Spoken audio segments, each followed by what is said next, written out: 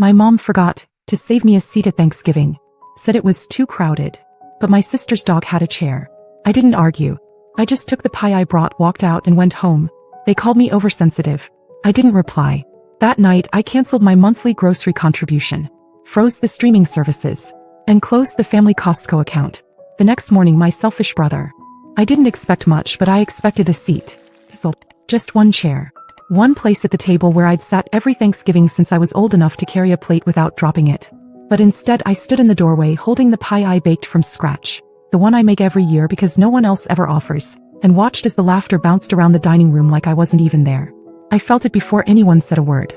That feeling where your chest goes cold first, then your hands. Like embarrassment and betrayal decided to shake hands at the same time. There were 12 chairs and 13 people, if you count me. 4 of them were new, my sister's husband's cousins. One was Oliver, Chloe's dog, who not only had a seat, but had a plate in front of him with mashed potatoes. My mom didn't even look confused when I asked where I was supposed to sit. She just said, "Oh, it got a little crowded this year." Like someone gets misplaced at a concert. Like I didn't bring the damn pie, pay for half the groceries, and send her a check last week when her power bill got accidentally doubled. No one looked up. No one said anything. Just my brother chewing and grinning like it was the best stuffing of his life. I left. I didn't cause a scene, didn't say a single word. I walked into the kitchen, picked up the pie and walked out. I remember hearing my mom ask Chloe if she thought the turkey was dry as I was closing the door. The text started just before 7. "Mom, Stace, you didn't even say goodbye. Are you okay? Chloe, it's literally just a chair. You could have grabbed a stool. Ethan, this is why you can't be around people. You make everything about you." I didn't answer. I sat in my living room, turned the volume down on the TV and opened my laptop. For the first time in years I didn't feel guilty. I started with the Costco account. I'd opened it in my name when Dad passed because Mom said she couldn't handle one more thing. Closed it in 6 clicks. Then the streaming services. Hulu, Netflix, Max, Disney Plus. All walked. Then the grocery fund. I'd been quietly contributing $300 a month to that shared debit card so they could split bills and buy household things. They never even said thank you. That stopped too. The next morning, 9:13 a.m., my phone buzzed. "Ethan, what the hell? Costco kicked me out mid-checkout. Did you mess with the account?" I didn't answer. Just took another bite of pie. That was just the start. The nice version of me, the one they could count on no matter how little they offered back, was done. They didn't know it yet, but things were going to get a lot more uncomfortable. By the end of that week they knew something was off. It started with the groceries. Chloe texted me about the family card being declined at Trader Joe's. "Did the card get hacked or something?" she asked. "Nope. Just unsubscribed from being your invisible provider." Then came Mom's confused voicemail about why Hulu logged her out during her baking shows. I listened to it twice. She still hadn't acknowledged the empty seat. No apology, no explanation. Just casually annoyed like someone unplugged her toaster. I could have told them the truth right then. I could have explained exactly how it felt to stand in a house I helped pay for and realize even the dog had more value than I did. But I didn't. I let them squirm. It was overdue. Then Ethan stepped in. He always does. Not out of kindness, but because he can't function when things don't orbit around him. He texted me that Sunday night. "Can you stop punishing everyone because you're in your feelings?" I didn't answer. Monday morning I woke up to a new message. I talked to Mom. She said you made her cry. Chloe's upset. They think you're having one of your episodes again. There was. The family classic. Turn inconvenience into concern, paint anger as instability. They always called me sensitive whenever they needed me quiet. Not this time. So I stopped ignoring and started escalating. There was one last thing I hadn't touched yet, the emergency fund. It was an account I created 3 years ago when Dad got sick. I told them it was for shared family crises. Vet bills, surprise car repairs, utilities if things got rough. I never told them I was the only one who'd contributed. Not once did anyone else deposit $1. But they all had the password. I transferred the entire balance, just over $7,600, into my personal savings. I left the account name and login intact. I wanted them to log in and see the ghost town they left behind. And right on cue I got a call from Chloe Wednesday evening. "Did something happen to the emergency account?" I let it go to voicemail. She texted again 2 hours later. "We needed to pay for Oliver's surgery next week. Mom said you might have moved the money?" No response. Thursday morning Ethan tried calling, then texting. "Stace, this is seriously messed up. That fund was for everyone. You can't just empty it." But I could. And I had. And maybe they'd finally start realizing that I wasn't the backup generator they could plug into every time they forgot to be responsible. Later that night I got a DM from someone I didn't expect. It was Megan, Ethan's ex. We hadn't talked in almost 2 years. "Hey, Random question. Did your brother seriously tell your boyfriend that you're bipolar? I stared at the message for a long time, and just like that it became clear. They weren't just panicking, they were retaliating. They wanted their free ride back, and since I cut the cord they went straight to sabotage. What they didn't know was that my boyfriend had been acting cold for days. Short replies, dodging plans. Now I knew why. They'd planted a lie, and it was working. When I saw Megan's message, something inside me shifted. Like ice cracking underfoot. I knew my family could be petty, but going to my boyfriend with lies about my mental health? That was new. That was war. I replied fast. Megan didn't hold back. Ethan told him you were cycling again and that Thanksgiving was just another crash. Said you did this all the time, pull away then make yourself the victim. I asked her why she was telling me this. Because he did the same crap to me when I left. Told everyone I was unstable. I should have warned you sooner. I thanked her and called Sam, my boyfriend. He didn't pick up. That night was long. I kept replaying the last few days. The way Sam had been quieter, the way he skipped our Wednesday dinner, the short texts that ended conversations instead of continuing them. It made sense now. They got to him. I sent him one message. I know what Ethan told you. I need you to ask yourself if anything he said actually matches how I've treated you. If you believe them, I won't fight it. But if you're unsure, talk to me. Not them. He didn't respond that night. Or the next day. Meanwhile, the family group chat lit up like a fire alarm. Mom finally cracked. Stacey, enough is enough. We need to talk. You're hurting everyone. Whatever you think we did, I'm sure it wasn't intentional. I didn't reply. They were losing their grip and they could feel it. Chloe tried next. Please, can we just have a call? This is getting out of hand. Mom's been crying. Ethan's furious. I know it wasn't perfect, but we're family. That word didn't hold the same weight anymore. Friday night, Sam finally messaged back. I don't know what to think. He made it sound serious. I asked if we could talk in person. He agreed. Saturday morning he came over, arms folded, guarded. I didn't try to break the tension right away. I just opened my phone and showed him my financial records. The grocery contributions. The streaming payments, the emergency fund history, the whole story laid bare, how I'd been funding the family quietly for years, how they'd dismissed me like furniture on a holiday, and how I chose to step away. Then I showed him Megan's messages.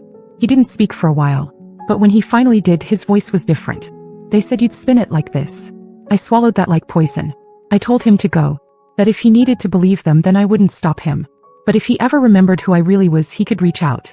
Once, he left. And I broke down for the first time since Thanksgiving. Not because of him, because I realized how much damage they'd done, with just a few lies. But what they didn't realize is I still had one card left to play. I had never exposed what I knew, never used what I had. Till now. By Sunday I'd stopped crying.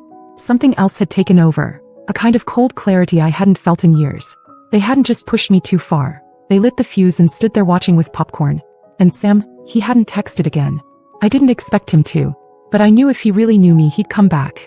I started thinking not about what they did, but what they depended on. Not the petty stuff, the logins and memberships, but the things they didn't realize I still controlled. Like the house.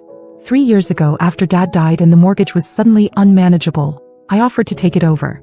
I had better credit, no kids, and a solid income. The plan was simple. I'd buy the house in my name, they'd live there, and I'd rent it to them at a low rate. I didn't even charge them the full payment. Just enough to make it feel mutual. They called it generous. Then they called it normal. Then they forgot I owned it. Until I changed the locks. I waited until they were all out. Sunday night dinner at Aunt Carol's. I drove over with a locksmith I'd hired off Thumbtack. I had the deed in my glove box. 40 minutes later, every keyhole on the property was new. Then I left a note taped to the door. This property is no longer available for disrespect. I didn't answer the calls that followed. I didn't even listen to the voicemails. But I did hear about what happened next. From someone I didn't expect. Jake, my cousin, black sheep, left the family years ago after Mom called him a failure in front of his girlfriend. We hadn't talked in forever, but he texted me that night. Just heard what you did. Absolute legend. Proud of you. He told me they showed up to a locked house and lost it. Mom was sobbing on the porch. Ethan tried to force the back door open, and when that failed, he yelled into the mailbox like it was listening. Chloe tried calling the police, but the police just checked the property record, nodded, and left. I still wasn't satisfied. Monday morning, I filed the paperwork to formally evict them. I knew they could stall it, maybe even drag it out. But the point wasn't to get them out immediately. The point was to remind them I wasn't the weak one. That the pie-walking, silence-keeping, always paying Stacey was gone. Later that day, Sam showed up at my door. No text. No warning. Just standing there with that look. Like he wasn't sure if he was about to fix something or make it worse. I didn't say anything. Just waited. He finally spoke. I talked to Megan again. I talked to your cousin too. And then I realized, if even half of what you said was made up, why were they so scared when you stopped answering? I didn't reply. He kept talking. I'm sorry I believed them even for a second. That's on me. I told him this wasn't something we could just sweep under the rug. Not when it broke something I wasn't sure could be repaired. He didn't ask to come in. He just said he'd wait, however long it took, for me to believe he was different from them. I closed the door gently. Not as a no. Not as a yes either. But the part that really hit me was the message I got 2 hours later. An email. From my mom. It was a forwarded confirmation. Subject line, payment successful, $12,000 wire transfer sent. She tried to pay me off. To get the house back. No apology. No explanation. Just money. As if I could be bought. But now I knew exactly how much they feared losing me. They thought that was my price. They had no idea the real payment hadn't come due yet. Not even close. $12,000. That's what they thought I was worth. It wasn't even a message from my mother directly. Just an automated confirmation from her bank, forwarded to my email like I was an invoice. The subject line read, payment successful, $12,000 wire transfer sent. That was it. No note. No apology. Not even a subject line in her own words. They weren't reaching out to reconnect. They were trying to pay me off. Like a loose end that needed to disappear quietly. I didn't touch the money. I didn't even log in to confirm it. I just left it there. Floating in the void between our last real conversation and the complete collapse of our relationship. Meanwhile, they were still locked out of the house. Jake had driven by again. He said they'd brought sleeping bags and were parked outside like squatters. Ethan pacing in a hoodie and gym shorts. Chloe holding Oliver like a baby. My mom sitting stiff in the front seat, arms crossed like a prisoner in a silent protest. They're acting like you burned the place down, Jake said. All you did was change the locks. I knew better. I hadn't just locked a door. I'd closed a chapter they thought they'd get to rewrite whenever it suited them.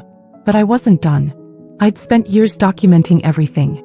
Not because I was expecting this, but because I've always known they didn't see me as part of the core family.